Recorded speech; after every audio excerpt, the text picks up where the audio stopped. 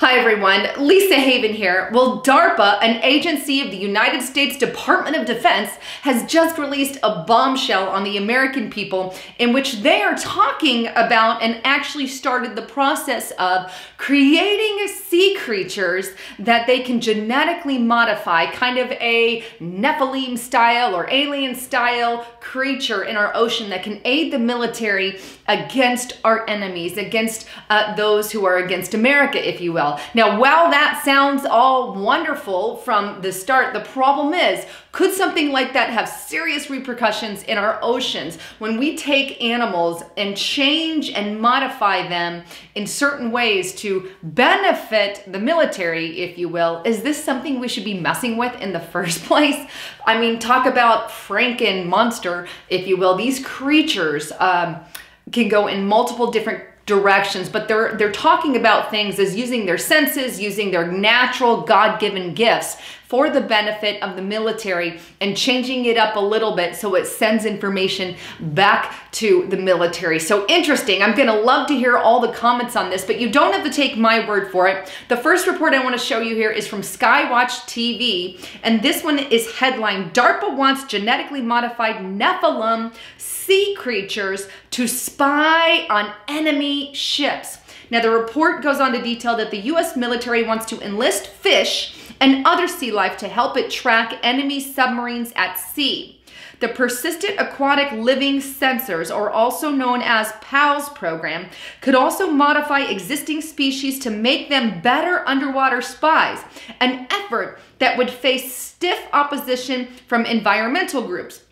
Equally worrying, DARPA proposes to modify some species in order to optimize their senses for detecting man-made objects. The resulting breeds would essentially be genetically modified organisms and could disrupt or even collapse the existing ecosystem. That's a bit of a problem.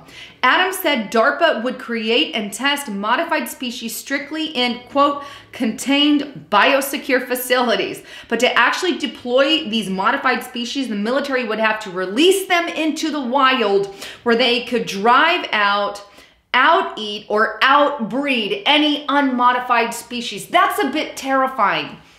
First, they're saying they're going to have them in these biolabs and test it out in these safe areas. But at some point, if they're successful, they're going to have to be released into the wild. What repercussions are such creatures going to have on, well, the life in our oceans? Good question, and questions that I think we should put on the table. But let me take you straight to DARPA's website, darpa.mil, where it discusses the program in a little more detail. This report was put out February 2nd of 2018, and it's titled PALS Turns to Marine Organisms to Help Monitor Strategic Waters. And the subtitle there is Highly Adaptable Sea Life Could Help U.S. Military Detect Adversary Activity Over Large Areas.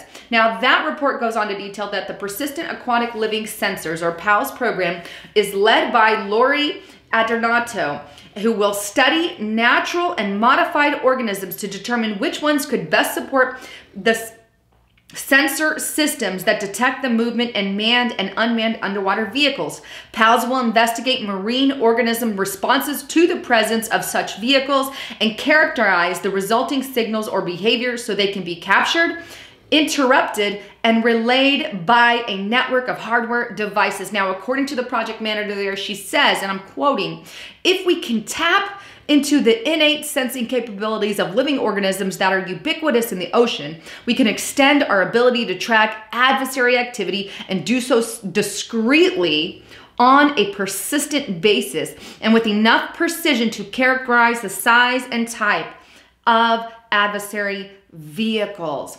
Now, there's also a program or an event taking place on March 2nd of this year. Now, this event that they're holding is called Proposers Day Event.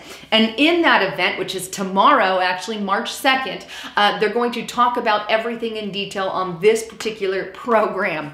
How they're going to initiate, what they're going to do, should they go forward. All these things are going to be discussed. But evidently, these are movements that they're they're stepping on, and they're moving in that direction.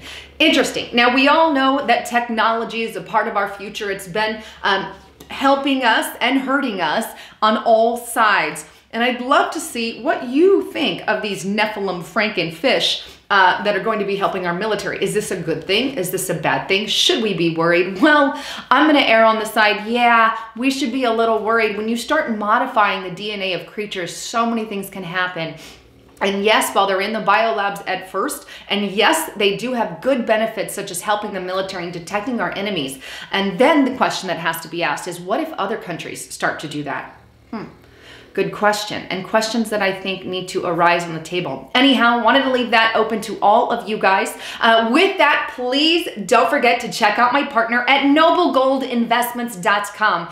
Please make sure you guys are stocked with gold and silver. You need food, you need water, but you also need gold and silver. These are very important and they're gonna hold their value more than any dollar.